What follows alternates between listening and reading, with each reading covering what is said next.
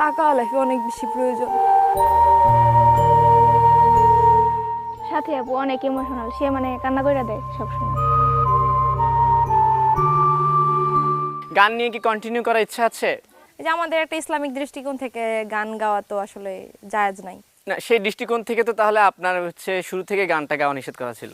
হ্যাঁ, প্রথম থেকে ওই যে পরিচিতি লাভ করার একটা লোভ তৈরি হয়ে গেছে। তখন প্রথম যখন ভাইরাল হয়ে যায়, তো প্রথম যখন করছি, গান গাওয়া শুরু করছি, তখন তার ইচ্ছে ছিল না এরকম ভাইরাল হওয়ার, ওই নিয়তেও করি নাই, ওই সময় এগুলো বুঝিও নাই, শুরু করে দিছি। এখন হয়ে গেছি, এখন মানে অনেকবার চাইছি গানটা ছেড়ে দিতে, অনেকবারই চাইতাম। ইভেন এই তো মাস চারেক তিনেক আগেও চাইতাম না যে গানটা কন্টিনিউ করার, এটা দিয়ে কোনো ক্যারিয়ার করার ইচ্ছা ছিল না। ওই যে টাকার একটা ব্যাপার আছে না, অনেক মানুষের কাছ থেকে অনেক মানে ছোট হয়েছি। ছোট হয়েছেন বা টাকার বিষয়টা বলতে কি বোঝাচ্ছেন?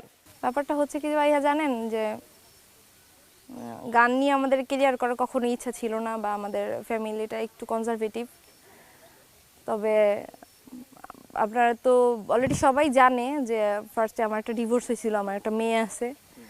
আমি যখন ব্যাক করি তখন আমি একদম শূন্য হাত। আমি যখন ইন্টার ফার্স্ট ইয়ারে পড়ি, আমার তখন বয়স 17 বছর, তখন আমার বিয়ে হয়। আমি আমার বিয়ের 4.5 মাস পরেই কনসিভ করি। দেন 1 বছর কিছুদিন পরেই আর কি, আমার 1 বছর 3 মাসের মাথায় আমার বাচ্চাটা হয় বিয়ের। তো ওখান থেকে একটা পারিবারিক ঝামেলার কারণে হচ্ছে আমি ডিভোর্স হয়ে যায়, চলে আসি বাসায়।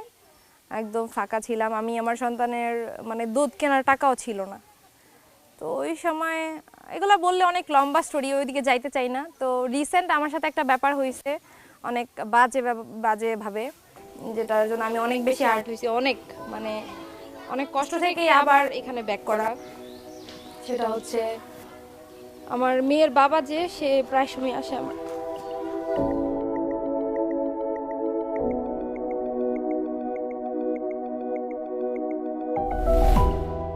সাথে আপু অনেক ইমোশনাল, সে মানে কান্না করে দেয় সবসময়।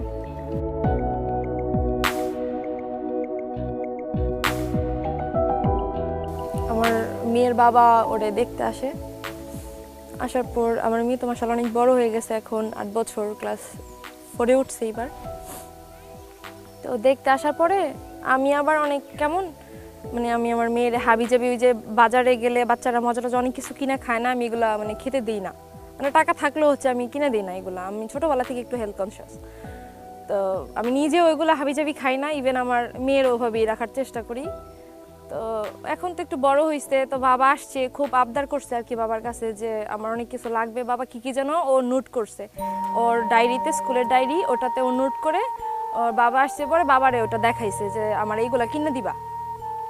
ওর বাবা আসার পরে ওগুলা দেখানোর পরে বলছে ঠিক আছে আমি তো চলে যাব, বাবা দেশের বাইরে থাকে, বলছে আমি তো চলে যাব, তাহলে তোমার চাচ্চু আছে, চাচ্চুরে দেখাইও, আসলে চাচ্চু কিনে দিবে, আমি টাকা দিয়ে দিব।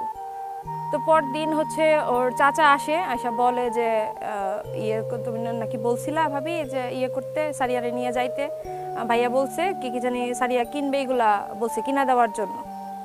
তো ঠিক আছে, রাস্তার আমরা ওদিন রওনা করি সারিয়া চাচার সাথে, আমি আমার মেয়ে আর ওর চাচা, 3জন রওনা করে যাচ্ছি। রাস্তায় মাঝখানে হঠাৎ করেই ওর চাচা আর কি ফোন দিছে, ওর দাদি মানে আমার মেয়ের দাদি ফোন দিছে, ফোন দিয়ে বলতেছে কি তোমরা বাসায় চলে যাও, বাসায় চলে যাও। ওর বাবা ফোন দিয়ে না করছে টাকা দেওয়ার জন্য, কোনো কিছু কিনে দিবে না।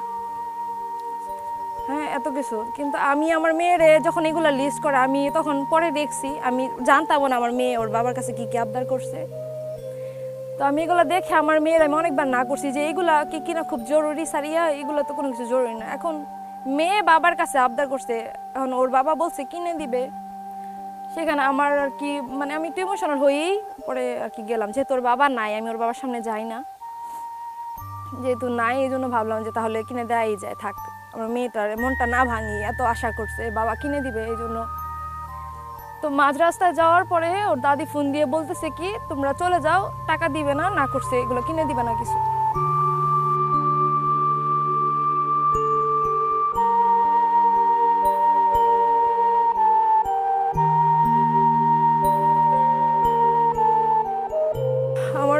সাথে সাথে মানে আমার এই যে ভিডিও কল ছিল, লাউড দেওয়া ছিল, আমার মেয়ে কথাটা শুনে একদম যদি ওর চেহারাটা আপনি দেখতেন, এত আশা করে বাসা থেকে আমি বকাঝকা করছি, তারপরেও এত আশা করে আসছে, এত কিছু কিনা দিবে।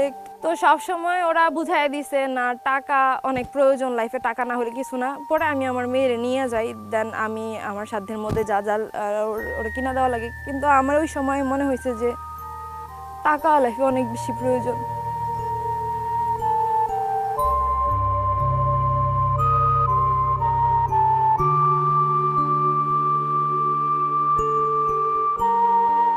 আচ্ছা ঠিক আছে, আমরা আবার চলে আসি। আমি সাথী আপাকে ডাকবো। আপু, জীবনে আসলে অনেক, জীবনে চলার পথে অনেক সমস্যাই হয়, অনেক বিপদ আপদই আসবে, আসলে এগুলো নিয়ে মন খারাপ করার কিছু নেই। হয়তোবা যেটা কথা আছে না, আল্লাহ যা করে ভালোর জন্যই করে, হয়তোবা আপনার ভবিষ্যতে ভালো কিছু আছে যার কারণে হয়তোবা এই মুহূর্তে আপনাকে একটা পরীক্ষা দিতে হচ্ছে আর কি। আচ্ছা ঠিক আছে, আমরা অনেক আবেগে একটা সময়ে চলে গিয়েছিলাম, একটু আমরা স্থিরতার দিকে চলে আসি। আমি এই মুহূর্তে যদি একটা গান শুনতে চাই আপনার কাছ থেকে, স্পেশালি আপনি কোন গানটা শোনাবেন? এই মুহূর্তে উনি স্টপ, আপনার কাছ থেকে গান শুনবো। আমারে ভালোবাসা জানি গো তোমার, ক্ষণিকের ভালো লাগা ফুল।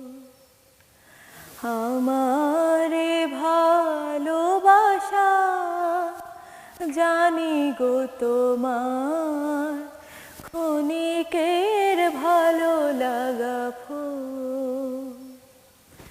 ক্ষণিক তবরি মাঝে দিয়েছিলে ঠাই, তারপরে ভেঙে গেছে ভুল। ক্ষণিকের ভালো লাগা ফুল।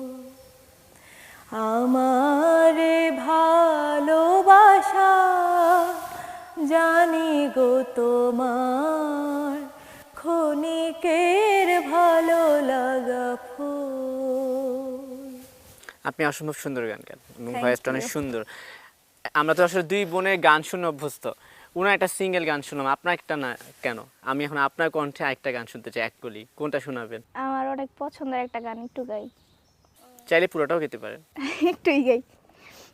সবাই তো সুখী হতে চায়, তবু সবাই তো সুখী হতে চায়, তবু কেউ সুখী হয়, কেউ হয় না।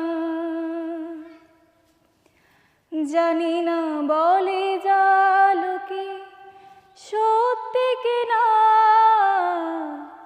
জানি না বলে যা লোকে সত্যি কিনা, কপালে সবার নাকি সুখ সয় না।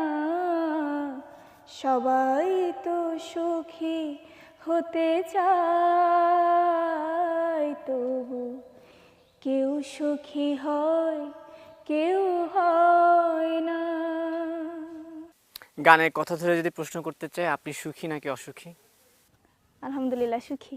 সুখী আছেন, ঠিক আছে। সবাই তো যারা গান গায় বিশেষ করে তাদের একটা ড্রিম থাকে কিছু না কিছু। অনেকে বলে যে আমি সিঙ্গারদের, বিশেষ করে যারা গান গায়, প্লেব্যাক করার, মৌলিক গান করার, সিনেমায় প্লেব্যাক করার, অনেক ধরনের একটা ড্রিম থাকে। আপনার বা আপনাদের দুজনের কি এই ধরনের কোনো ড্রিম বা কোনো একটা প্রজেক্ট থাকে না, যে এরকম একটা স্বপ্ন আছে যে আমরা এরকম একটা গান হলো কখনো করব, এমন কিছু কি আছে? গান নিয়ে আসলে আমরা কখনো মানে ফিউচার করি না, ভাবি না যে ফিউচারে গান নিয়ে কিছু একটা করব। হ্যাঁ, ফিউচার নিয়ে সবারই একটা চিন্তা ভাবনা থাকে, তবে আমার চিন্তা ভাবনাটা একটু ব্যতিক্রম। মানে সবারই ড্রিম থাকে, সবারই স্বপ্ন থাকে, এইম থাকে, জীবনের লক্ষ্য থাকে। আমার লক্ষ্য হচ্ছে আমার বাবার কিছু অসম্পূর্ণ স্বপ্ন আছে, সেগুলা পূর্ণ করাই এখন আমার স্বপ্ন আর কি। মানে কি ধরনের সেই অসম্পূর্ণ স্বপ্নগুলো কেমন কেমন কি? যেমন এই যে আমাদের বাড়িটা দেখে আসছেন, সবাই বলে আমাদের বাসায় নাকি একটা অ্যাস্থেটিক একটা ব্যাপার আছে। তো এইটা হচ্ছে পুরো করার হচ্ছে এখন আমার, যে আমার বাবা যেগুলো স্বপ্ন দেখতো, আমার বাবা একটা ঘর করছে, সেটার সামনে বারান্দা হয় নাই, পুরোপুরি সব কিছু করতে পারে না, একটা ডুপ্লেক্স টাইপের করছিল মাটির ঘরের, যেগুলা পূর্ণ করতে পারে নাই। তো মাঝপথে এসে থেমে গেছে। তো এগুলাই পূর্ণ করার এখন হচ্ছে আমার স্বপ্ন, যে এইগুলো সবকিছু একদিন ঠিকঠাক করে দেব। আর আপনার স্বপ্ন কি তাহলে? আপনি কি পূর্ণ করতে চান? এইগুলাই আপনার সেম স্বপ্ন, দুজনে এক স্বপ্ন পূরণ করলে তো সমস্যা, দুজনে দুইটা স্বপ্ন পূরণ করলে একসাথেই ভালো তো হবে। করতেছি। একসাথে করছেন। যাই হোক, আমরা অনেক আড্ডা দিয়েছি, গান শুনেছি, অনেক আবেগঘন পরিবেশের সৃষ্টি হয়েছে। শেষমেশ বলতে চাই, কিছু মানুষ আপনাদের দুজনকে অবশ্যই ভালোবাসে, তাই না? কিছু মানুষ সমালোচনা করলেও অনেক ভালোবাসে।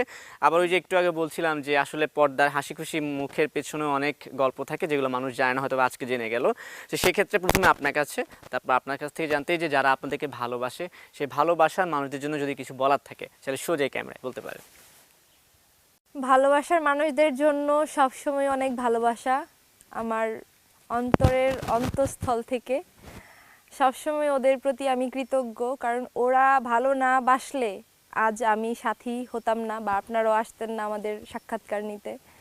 সবার প্রতি আমি অনেক বেশি কৃতজ্ঞ, যারা আমাদেরকে ভালোবাসছেন, এতদিন ধরে ভালোবাসা দিয়ে গেছেন। আমিও আপনাদের প্রতি অনেক অনেক ভালোবাসা নিবেদন করছি।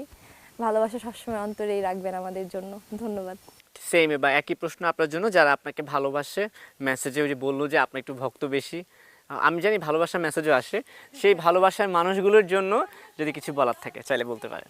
বলবো সবাই আমাদের জন্য দোয়া করবেন, যেন মানে ভালো মনের মানুষ হতে পারি। উপর উপর দেখাও ভালা, ভিতরে কয়লার মতো। একজন মানুষ হইয়া তুমি কয়জনারে বিলাও মন। উপর উপর দেখাও ভালা, ভিতরে কয়লার মতন। মুখের ভালোবাসা দেখাও, অন্তর দিয়া বাসনা। বন্ধু তোমার ভালোবাসার ধরন ভালা না, বন্ধু তোমার ভালোবাসার ধরন ভালা না। আমার ঘর অন্ধার করিয়া কার ঘরে দাওয়ালো, সরল মনটা নিয়া কেন নিঠুর খেলা খেলো। আমার ঘর অন্ধার করিয়া কার ঘরে দাওয়ালো, সরল মনটা নিয়া কেন নিঠুর খেলা খেলো। বিষ খাওয়াইয়া মারো আমায়, তিলে তিলে মাইরো না। বন্ধু তোমার ভালোবাসার ধরন ভালা না, বন্ধু তোমার ভালোবাসার ধরন ভালা না।